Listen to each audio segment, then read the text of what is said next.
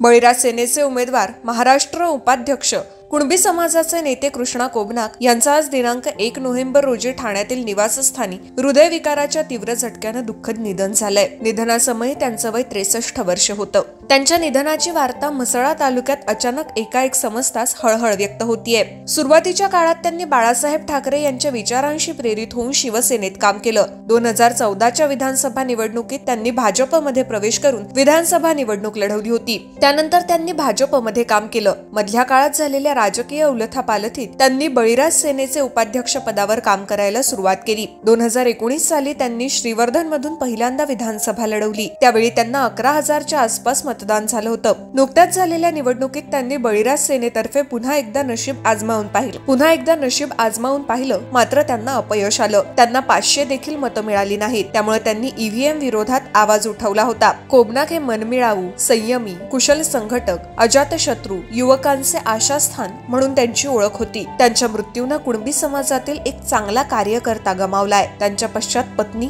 आणि 2 मुले असा परिवार आहे।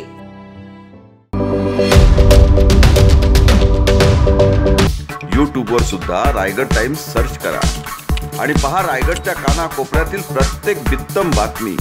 आणि हो, लगेच सबस्क्राइब बटनवर क्लिक करायला विसरू नका। रायगड टाइम्स, आपलं चॅनल, आपला आवाज।